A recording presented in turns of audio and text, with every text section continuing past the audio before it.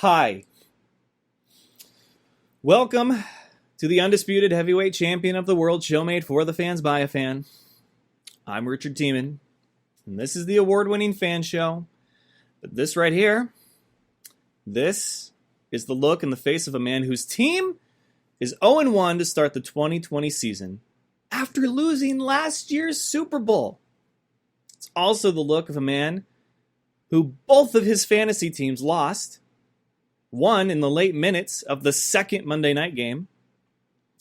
It's the look of a man who is 7-9 in his weekly pick'em to start the season, and now 0-1 in Fan vs. Fan show after going 0-3 against the head coach of the Frisco Fighters, Coach Clint Dolezal. Congratulations, Coach. But this is the look of disappointment. I think the shirt really says it all right there. That is my mood. Garfield is my mood. And sometimes my spirit animal. But it's not, I can't let all of that get to me because I was in California this weekend, as some of you know, and for a great cause. It was for my friend's wedding. So I'm not going to rain on their parade because of my own personal sports issues. The ceremony was lovely. The reception was great. The food was fantastic. It was a little smoky for my taste, but it is California and all the things happening there. But given the postponements and rescheduling and redoing and having to change this and that with the wedding, it went about as smoothly as you could ask for. We had a great time. Stayed at a great Airbnb in California. And although it was a little smoky, that didn't stop us from having a great time. Got to catch up with old friends. Jeremy, oh man, is he in for just a whole new world as a newlywed. But as I said, my personal disappointments aside, it was a great chance to get away. We hadn't gotten away from Sioux Falls, South Dakota since we took a mini weekend trip to Minneapolis, Minnesota.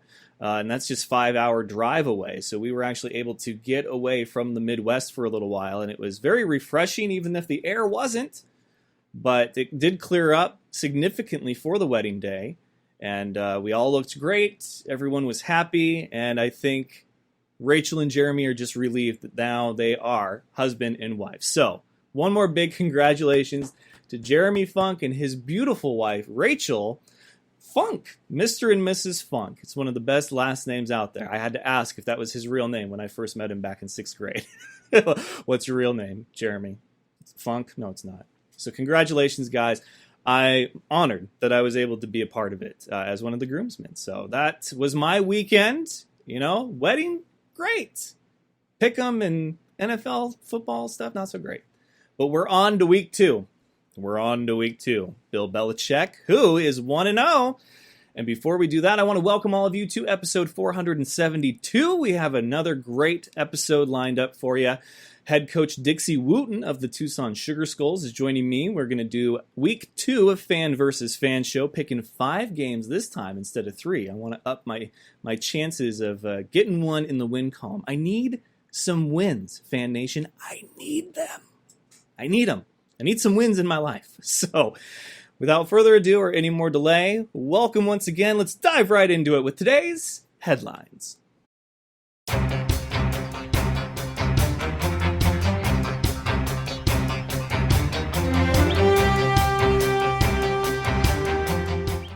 Headlines, of course, brought to you by Dynamite Enterprises. They can customize your world in a number of ways. Just hit up Ethan. Ethan at dynamiteenterprises.com is his email.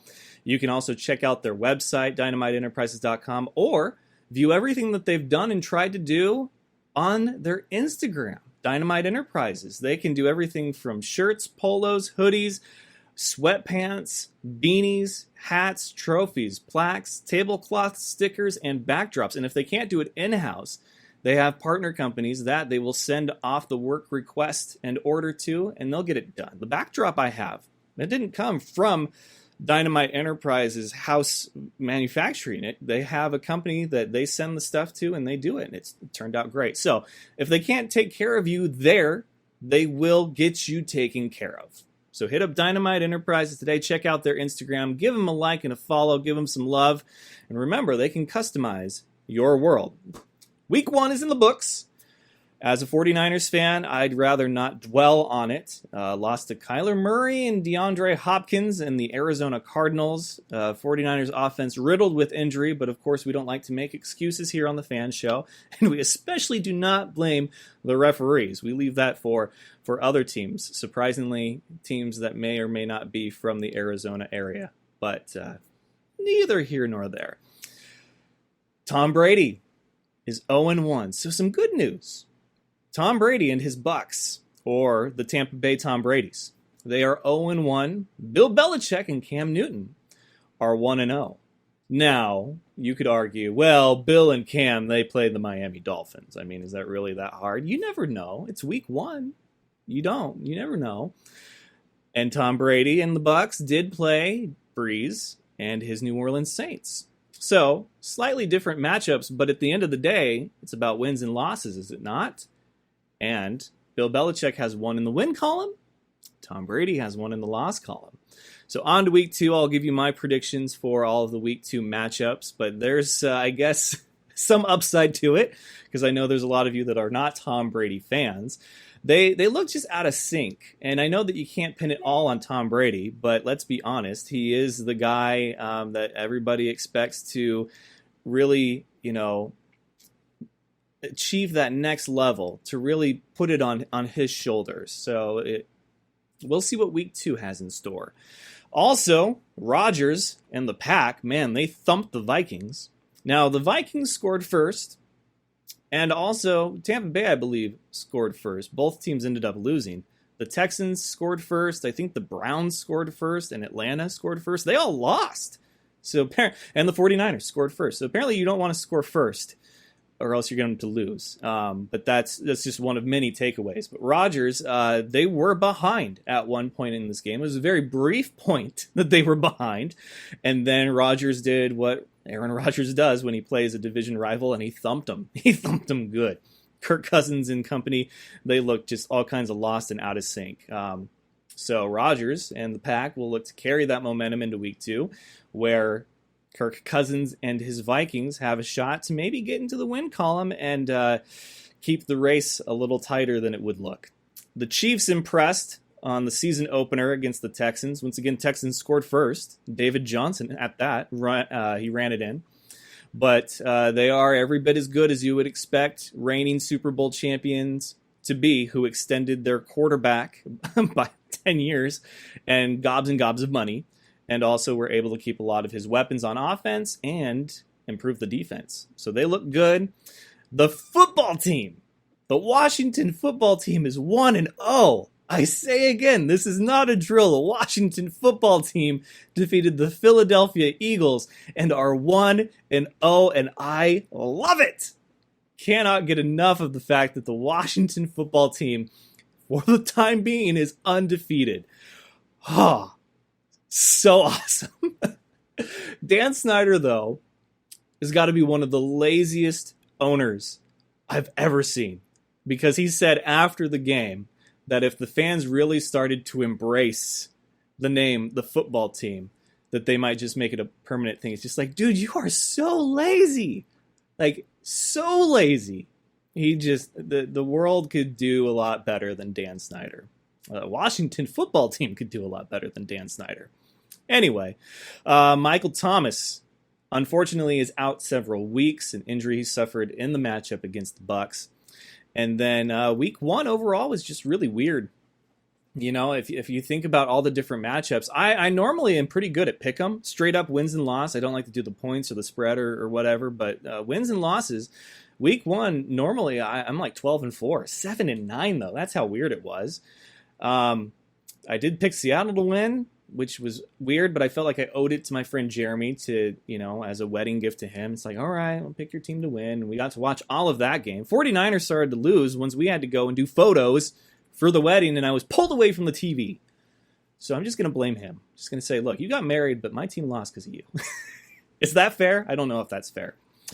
Also, we are caught up on Shameless. Don't know if I mentioned, the wife and I have been looking for different series to get into and binge watch and get caught up on if they're not finished. And Shameless was one. I've caught up on Cobra Kai, Umbrella Academy. The Boys are back on Amazon Prime. But Shameless was one that we had talked about, and we really got sucked in. So we are all caught up on Shameless, and now we have to wait because, unfortunately, it's not the series is not over. They have another season coming up. But man, when you get invested in a show and or characters, you're in for a wild ride, especially if you've ever watched Shameless. So there's a recommendation from me to you. If you've never seen Shameless, do it. Kevin Ball, probably one of the greatest TV characters of all time, okay? At me, fight me, I don't care. Kevin Ball is the man. And if you've seen Shameless, you know exactly what I'm talking about. And if you haven't, I encourage you to watch it just for the character Kevin, because he's awesome. A lot of characters named Kevin are awesome. Kevin from The League, one of my favorites, Steve Rannazzisi. He's been a 2-time guest on the F.A.N show. You can go back and listen to those. And the show Alone is something that we caught ourselves watching while we were waiting to go to the rehearsal dinner, and it's on the History Channel. So now my wife has a new series to be obsessed about. It's called Alone, where you can take 10 items and you're in survival mode, and you go out to the wilderness and you have to outlast 9 other people. So there's my recommendation. But of course, the boys of the Real Film Nerds, they always have a much better recommendation than I do, because they take the time to watch these films that they break down and give reviews on. So here is this week's Real Film recommendation. How's it going, F.A.N Nation? Matt and Mysterious Mike Talent back again with another movie review. Weird, it's like we do these things every week.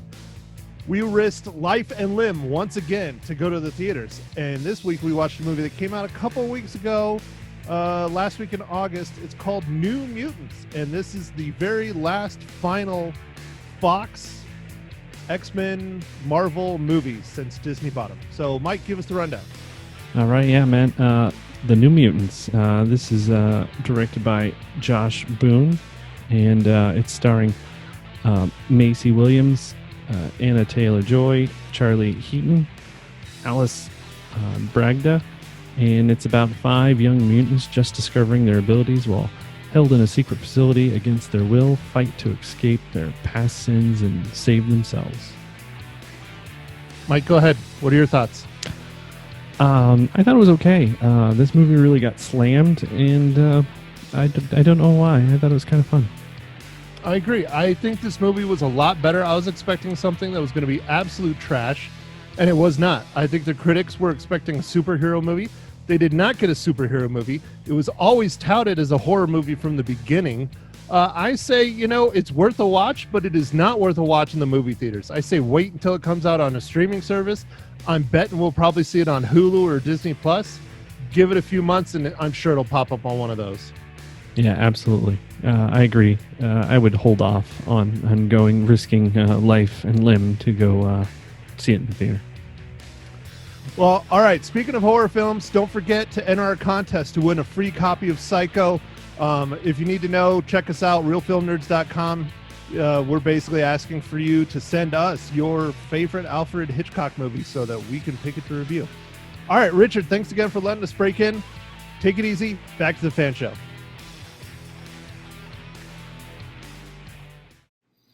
All right, thanks guys once again for the great recommendation. Make sure that you are listening to their podcast and giving them a like and a follow on all major social media platforms. Now, moving on to other sports action, the NBA playoffs, and then there were 4. That's right, the conference finals for the East and the West. The matchups are set, and wow, talk about a lot of blown leads. Not like points-wise, but just in hockey and basketball, there's been a lot of teams that have led it 3-1 and let it slip away. Like, that is crazy. And a lot of people are going to blame the 49ers because they blew a lead in the Super Bowl, but it's Pat Mahomes and the Chiefs, okay? Like, I can't really say that it was that awful of a lead that was blown. But we're talking series of games, right? 3-1 lead is what the Clippers had against the Nuggets. And guess who will face the Lakers in the Western Conference Finals? Take a look. In the Western Conference Finals, it will be the Los Angeles Lakers versus the Denver Nuggets. Game 1 is Friday. And then in the East, the Heat and the Celtics. The Heat lead at 1-0. Game 2 is Thursday night. So that's exciting. So close. Only 4 teams remain. Who is going to make it to the 2020 NBA Finals? Your predictions in the comments below. Let's see them. Who you got? Who you got making it? Who you got winning it? And, is it Lakers in 4? Or is it going to be the Celtics in 7? I want to hear your predictions, Fan Nation. Also, speaking of postseason sports, the NHL quest for the Stanley Cup rages on. That stage is almost set as well. We're waiting for one more opponent. Okay? The Dallas Stars outlasted the Las Vegas Golden Knights. 4-1 was that series. So there was no blowing a 3-1 lead there. The Stars were not having it. But take a look at where we're at with the NHL playoffs.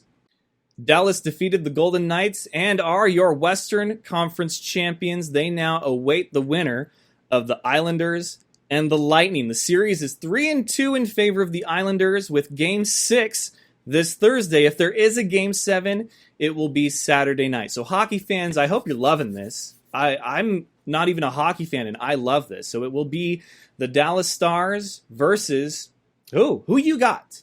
Comment below. I want to see your guys' predictions. This is such a great time in sports, given everything that's happened over the last several months and all that 2020 has thrown at us. I want to get excited about sports and predictions and your thoughts, Fan Nation. Let's have them. Now, if the Lightning win, will they play Thunderstruck by AC/DC? Like, will that be the theme song if they take down the Islanders? You've been thunderstruck! I don't know, because I'm looking at the teams, and the Stars, the Islanders, the Lightnings, like the Lightning are really the only team that probably have the potential of having a theme song for their team and for their win and their, race to the Stanley Cup. But I'm not quite the guru of music like our fat bearded vinyl guy is, and he's got another spin for you this week. So Matt, what are you spinning today? Hey Fan Nation, I am Matt, the fat bearded vinyl guy, and I am back in the vinyl air. Traditionally in this segment, I've been featuring records that either are more recent or I don't have an extended history with. I usually leave those albums for my YouTube channel, but that changes today, where I'm spinning the legendary 1983 release from Def Leppard, Pyromania. I won't get too much in depth here about my history with this album, so watch for a Too Late record review on the aforementioned YouTube channel.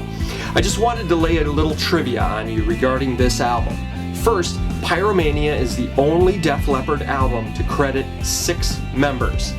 That's because guitarist Pete Willis was unable to complete the guitar parts due to his heavy drinking at the time. So the band tapped guitarist Phil Collen to finish the guitar parts on the album. At that time, this was not uncommon. Joe Perry quit Aerosmith in the middle of the Night in the Rut sessions.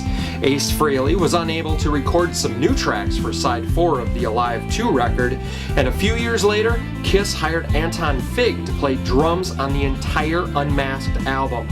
Another bit of trivia involves how the album blew up in America.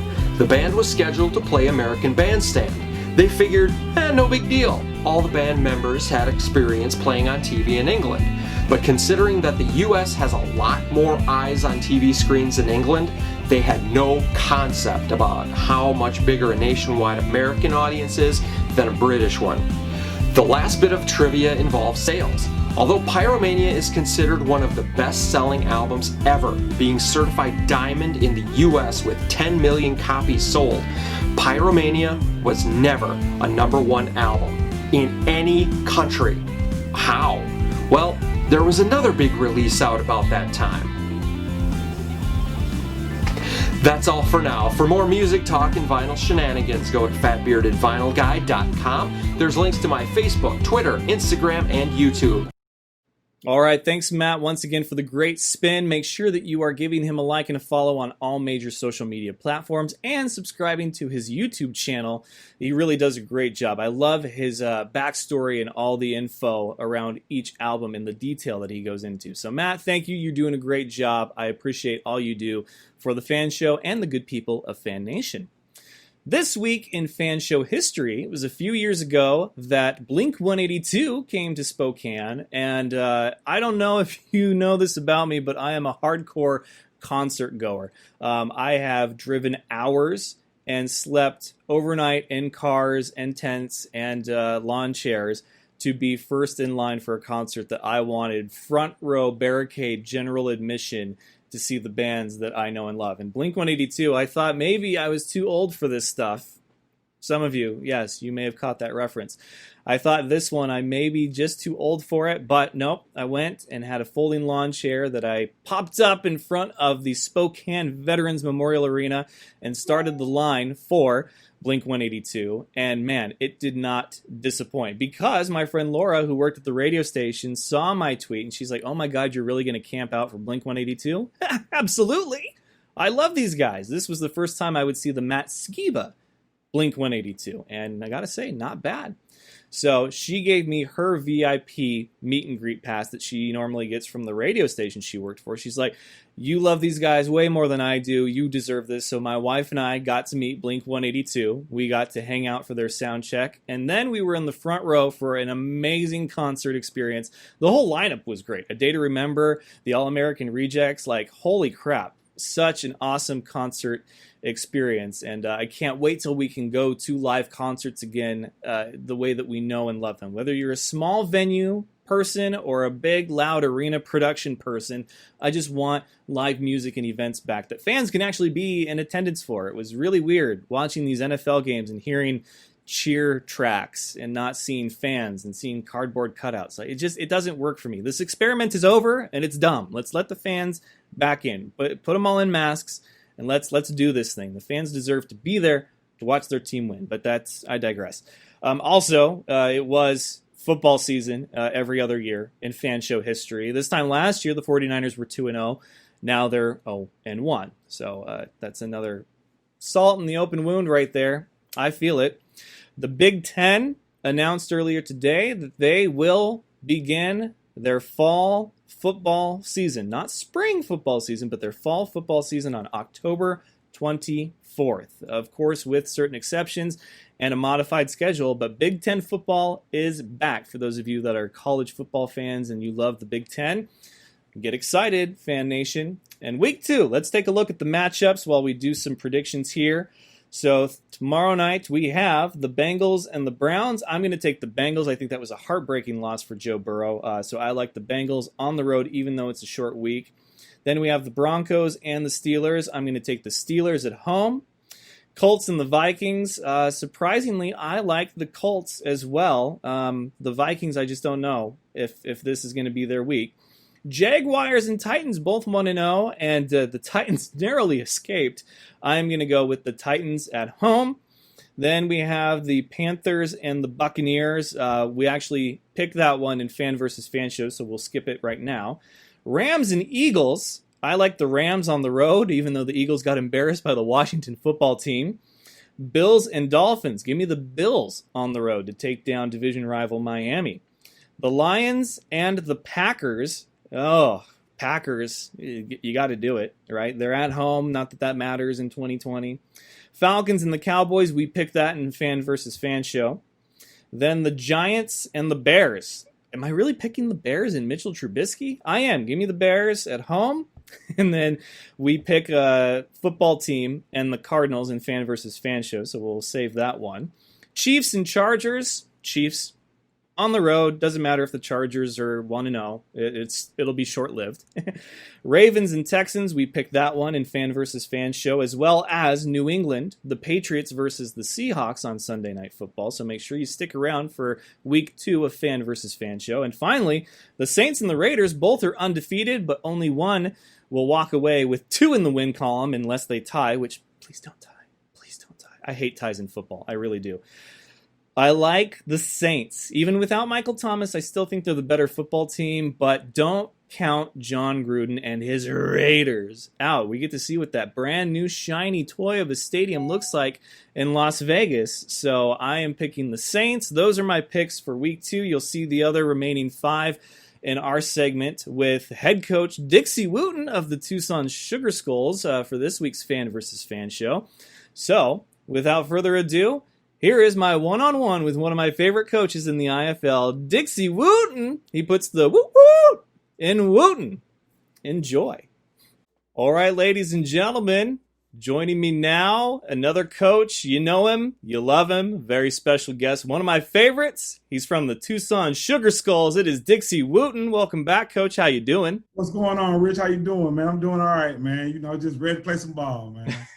I think we're all at that point, and thankfully the NFL season is back, so we're kind of getting, a little bit of that taste back in our mouth. But man, what a year it's been. And for you were going to take over the Tucson Sugar Skulls and bring that mentality that got you a championship with the Barnstormers, and we were going to have just a whole new landscape and attitude coming out of Arizona between you and Kevin Guy, and now we got a third team in the mix. I mean, walk me through what your offseason's been like and the news and everything, and how you're handling stuff on your end. Man, before the pandemic, Rich, man, we had, our guys came in and they bought in day one, man. So we had one of the greatest camps that I ever had as a coach. Those guys came in, they bought in. I'm talking about day one. They bought into the coaches, they bought into the philosophy, and they bought into, ownership. Kathy Guy coming in, letting the guys know, what kind of organization that we are, the pandemic kind of slammed hard and they kind of hurt a lot of feelings. But now in the off season, they got a chance to give me a time to reflect on what we did in camp and what kind of pieces that we need to bring in to make it better. And also it reflect on me as a coach, because now, there's some things I got to do, watch film a little bit on other teams to break down, other coaches' philosophy. So, it was a good and a bad thing. But I think when we kick off 2021, this little breakup time right here is going to make us a lot better in Tucson.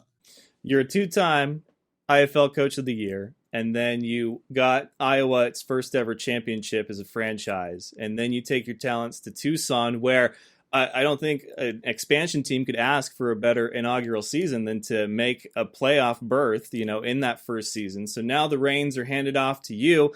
Is there added pressure to you, even with your resume? Like, what did that season look like going into it, as far as, your plate and how full it was? Man, it was. I think it was a great thing to do. In Iowa, man, I had a great organization there with John and with Jeff. Those guys gave me everything that I need to be successful, and they knew they knew what I wanted to do, and I had a chance to become a general manager and a head coach. And John and Jeff gave me a blessing to do it. So the Tucson job came up, and I knew it was a good organization because I know how Kevin do things, I know how Kathy do things now, and it was a chance for me to be a general manager of a fresh start. So it was kind of for me to put my hand on it and build it. And the way, when I first walked in, it was unreal, man. The facilities, just the atmosphere, just the, when Kathy, when I walked in, she gave me the keys and was like, here, you do what you want to do with it and make us proud. And that was a great thing about it, So, when I got there, I was able to hit 100 miles of running, got to hire my own staff, got to hire everybody, just in the building. And I think it was a great move. Now, you're one of the coaches who I love their personality. You wear it on your shoulder, your sleeve. You really do. And on Facebook, you're not afraid to voice how you feel about, the game, how it's played, how it's coached, especially the indoor level, which I think is huge. And, very great of you to do that, to speak your mind to the players that maybe are on the fence or that are looking to the future to see what they can get out of themselves from deep down, and been very inspiring. And I think that for you, being one of the coaches with a personality like that, now that today is the official day that you guys can start talking to other players, like what is that conversation like between you and another player? And do most of them already know who Coach Dixie Wooten is? Yeah, I'm kind of a different person, Rich. Like you can know people that know me, and there's a lot of people that don't. When I'm a straightforward guy. I don't care about if it hurts your feelings or not. I'm always tell you the truth. You can take it how you want to take it. So what I do when I reach out to these guys, the first thing I tell them is I want to know what they want out of football. If somebody want to tell me they just want to play football, I get away from them right then and there. If you're trying to get to the next level, win a championship, get things like that. That's the players I approach. And when I approach them, Rich, I'll just be straightforward with them and let them know that we work hard. We work hard. We don't kiss butt around here. You got to earn your stripes around here. If you want to be a part of a winner, we're going to make sure we put you in that situation. And, some players, they buy in to the conversation. Some players want to go places where they can be easy at. But one thing about it is when every player that ever played for me, they know they're going to work hard. They're always going to have a chance to win. And I'm always treat them like men. My biggest thing I say, Rich, is, I'm always challenge your football IQ, but I never challenge you as a man. Because I know these guys in IFL, they got wives like me. They got kids like me. They got responsibilities like me. So, I never want to attack them, their manhood, because at the end of the day, they go through things just like I do, because we all men. So at the end of the day, but when we step on that football, it's a job we have to do. So I'm going to challenge their IQ the hard as I can to make them smarter and better players. Which is a perfect segue into my next question here. There's a lot of players that talk about the importance of being coachable. In other words, there's a lot of soft parents out there that don't want their kids yelled at or coached, as some people will put it. But you've got to be an open-minded person. You've got to want to let your talent meet your mentality and your attitude. And so we talk about this being the first day that you can reach out to players as a coach for a league that wants its players to succeed and get a shot at the next level. Where is your line get drawn as far as if a guy you believe is coachable, like I can fix that, or a guy that's like, you know what, we're really on different pages, so maybe Tucson isn't the place for you? Right. Like my thing is, I'm one of the coaches around that like to coach young players. I have a few vets on the team, but most of my roster is always young every year because because my thing is I want to be that coach that develop players. So I can say that this guy played in the IFL and then he went to the XFL or the NFL and things like that. That's why I do. That's why I do it, and that's what I love to do. That's why you see me with a quarterback every year and he's young. Because I want to make sure I groom him. I want to make sure I teach him the right way, and I want to scout to see from game 1 to game 15. I want him to see a major difference in these guys. So like I say, I'm the coach that look at a player, and if his pad level is too high, and he got talent, I bring him in just to fix the pad level because I know he'll be something down the line, and that's what it's about. And if we have more players like that in this league that we can develop and send to the next level, that's when the IFL will go all the way up like it's supposed to be. IFL is now coast to coast, at least for the time being. We're waiting to see what a few teams are going to do, but they have a presence in Texas, which is huge with the Frisco Fighters. Always had a great Midwest footprint and some very storied franchises like the one you used to coach for in Iowa. Now we've got 3 teams in Arizona working our way out west, Spokane, what's going to happen in California, and then all the way to the east, we've got the Massachusetts Pirates. What is your outlook, your excitement level for 2021 and the level of competition that you plan to see? It's incredible, man. Like what the teams that's coming in, like Massachusetts, like Spokane, those guys are signing some big guys that can play some football.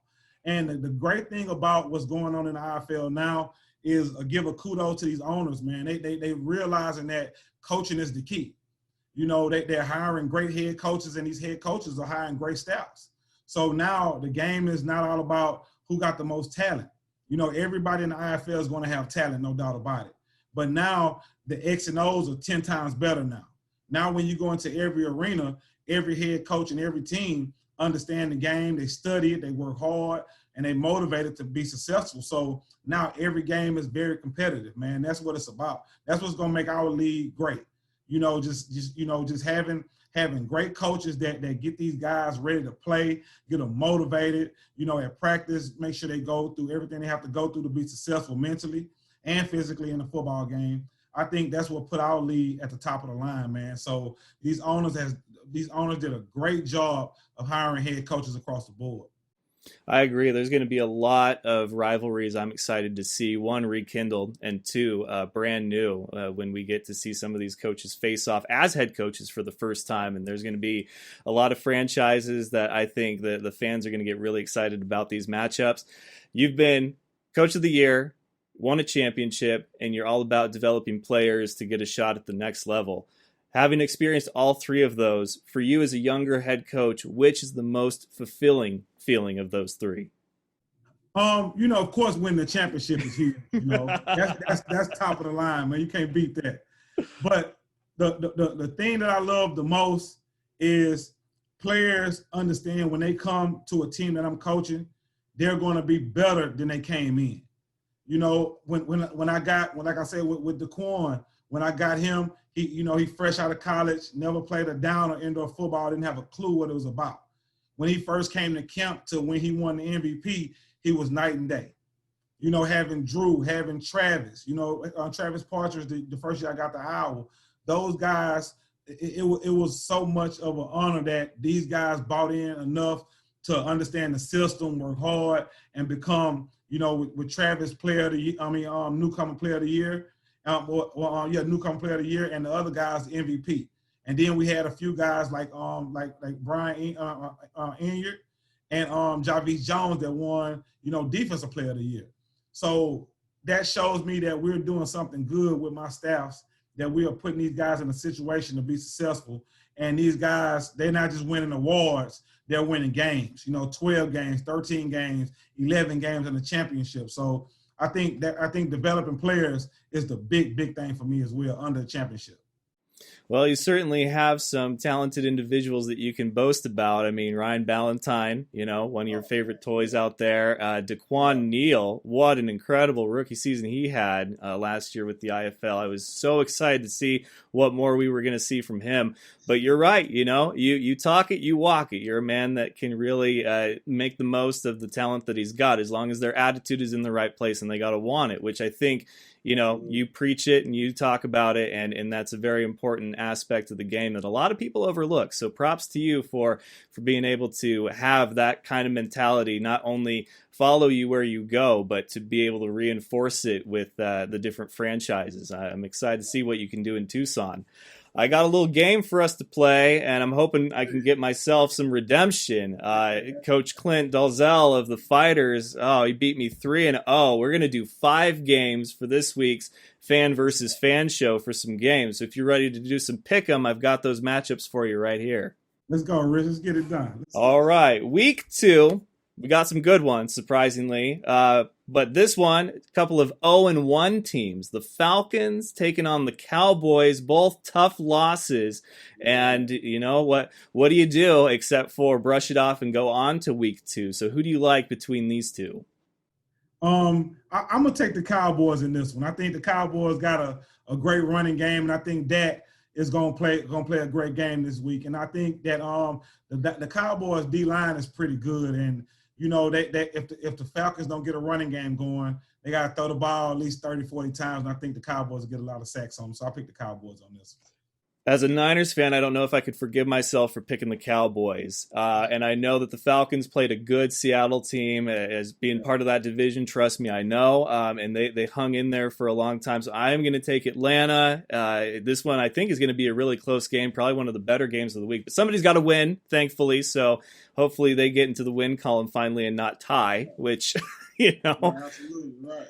All right, next game. This one, interesting matchup because a lot of people, Overreaction Monday, week 1, have Brady written off, and his Bucks will host the Teddy Bridgewater-led Carolina Panthers, who just fell shy in their first week matchup. So Panthers-Bucks, who do you like? I'm gonna go with the Bucks on this one. I think they're gonna go back to the drawing board, and I think they're gonna cut down some of these passes, get on 1st and 10, get these short passes in to get a good 2nd and 5 and 3rd and 2, so they can make it, make it down the distance a little bit. I think last week, the play calling got Brady in the bind, because it was always deep instead of what he's used to in New England. For a great first down play, and then when he got check downs on 3rd down. So I think they're gonna go back to the drawing board, and I think Brady's gonna pull this out this week. Brady does not want to go 0-2, and I feel like there's a lot of people that are overreacting and having some laughs at his expense, which, when you're one of the greatest of all time, that's going to happen when you're out of your comfort zone now. But The Panthers, I think, need a little bit more work than the Bucks, who played the Saints in their first game. That's a tough matchup for your first outing with a new roster, home or away, fans or no fans. That's going to be a tough one. So I will take the Bucks too. And we'll see what happens with that. So good pick on that one. This next one is funny because I never thought this would be where we were at week 2. 2 undefeated teams, one called the football team from Washington, D.C., and the other is the Arizona Cardinals, who eked out my Niners in week 1. Who do you like in this? I'm going with the Cardinals, man. You know, when they signed Hopkins, man, they brought something that was that was incredible, man. So, you know, with the quarterback, the way he played the game, man, you know, he gonna have those deep threats and them intermediate threats. And if that linebackers drop back too far, he can go get 7 and 8. So he's gonna always move the chains and he's gonna put points on the board. So I'm gonna get the Cardinals this one. Yeah, Murray Hopkins can be a dangerous combo, but if somebody locks him down, I'm curious to see just how good and elusive Kyler Murray can be. I'm all about this Washington football team, though. I mean, this is 2020, the epitome of it. So I will take the football team just because, might as well ride the wave while it's good. Next up, Ravens. Texans. Texans, of course, played the defending champions, Kansas City, but the Ravens played the Browns. So here we've got a true test for both of these franchises looking to keep or get some momentum.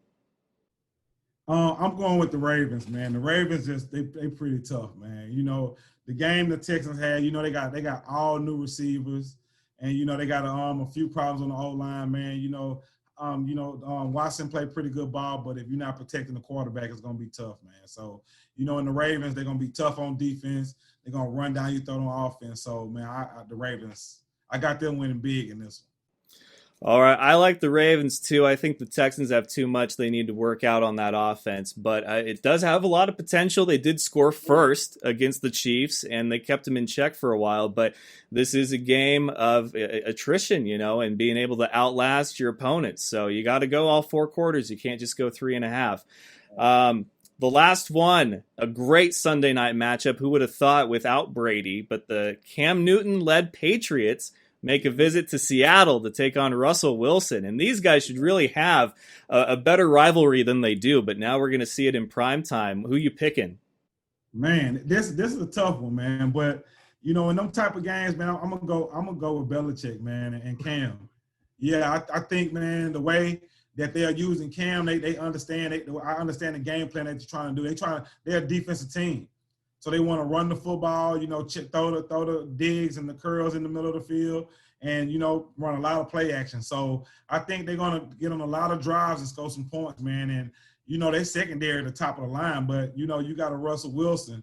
So out there, man, with his team, man. So it's going to be a close one, but I think Belichick and Cam going to pull it out.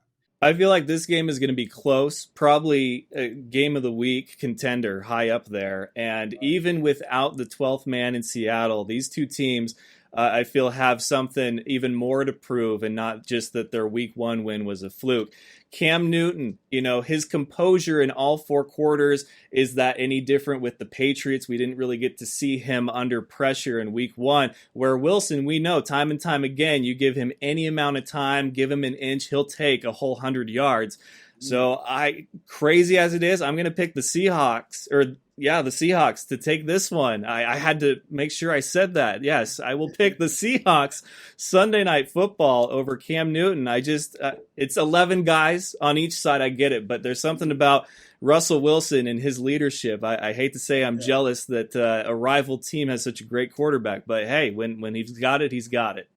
He the real deal now, man. You if you don't get him on the ground, he can hurt you. So yeah, it's gonna be a close one. All right. Well, hey, Coach, great to see you. Thank you so much for your time. I cannot wait to see what the Tucson Sugar Skulls do in 2021. If you guys need any help with media or PR or anything like that, you have my number. Give me a call. Phoenix and the Arizona and Tucson area, they're not so bad. Oh, man, I think it's the best in the league. We don't have to worry about no snow. We don't have to worry about a lot of rain. We get a lot of sunshine, man. I think, we have the best owner in the league with Kathy. So, I think, man, I'm happy, man. We're in Tucson because at the end of the day, man, the fan base is incredible. The ownership is incredible with Kathy, and then the sponsors. Even though we went this pandemic, these sponsors are showing back up and want to be a part of it, and that's unbelievable, man. And I'm excited. And we're trying to bring a championship to Tucson, and many of them. There is something sweet being cooked up in Tucson. They are the Sugar Skulls, now led by head coach Dixie Wooten. So thank you again so much for your time, sir. I really appreciate it. Appreciate you, Rich. And yeah, keep on doing your thing, man. I'm telling you, man. It's this league love you, man. And something gonna have it where you're gonna be a big part of this league, I promise. Thank you, sir.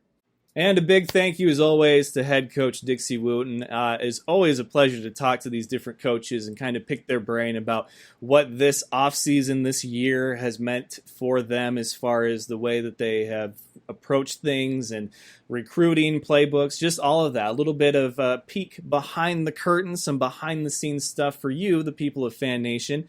And that's the kind of content I like to deliver to you guys, as well as some fun games we play, like Fan versus Fan Show. But yes, as of yesterday, because this is Wednesday, the players can now start to talk to coaches. They cannot sign anyone, but they can talk to them. And Dixie's got the gift of gab, man. He can persuade just about anyone to be a part of Team Dixie, whether it's Iowa or now Tucson. So the Sugar Skulls, they're cooking up something down there in Tucson, Arizona. They got their work cut out for them, as Arizona now is home to 3 indoor football league teams. We will soon have the name of the Prescott Valley, Arizona addition to the IFL. Fans are having a bit of a fan vote right now on social media, so you guys can go and check that out. Cast your vote for the name that you like the best, or if it's not listed, you can create your own. I think the Psychos and the Rattlers were listed on there, which I would really love if they all voted for the Rattlers, and now you had to have 2 Arizona teams called the Rattlers. Oh, that'd be funny. But no, I think there's some very good choices out there. So make sure that I can provide the link on the Fan Show Facebook page and social media platforms. And so if you guys want to vote, you can. That will do it for episode 472. I do want to let you know that next week, some things have come up for me. There will not be a new episode next week. I repeat, there will not be a new episode of the Fan Show next Wednesday. So I may do some short live videos to get my predictions out there and do Fan versus Fan Show. I may do some things to kind of fill in that gap as a whole, but just wanted to give you guys a heads up. No new Fan Show next week, so make sure that you are giving us a like on Facebook, Instagram, Twitter, subscribing to the YouTube channel, and subscribing to the podcast, iTunes, Spotify, SoundCloud, iHeartRadio, so that you can be in the loop, in the know, never miss a beat of the Fan Show. And we will be back for episode 473 the week after. All new content, recaps, previews. So thank you guys once again for joining me. Remember, it's not official unless it's Fan Show official, and we are officially out of here. So until next time, best of luck to you and yours. And yes, go Niners! Remember, it's all fun and games until you butt fumble. Good night, folks! Do you remember the time that Mark Sanchez ran into his own player's butt? That was funny sports. Thank you for having me on the show, man. I love the Fan Show.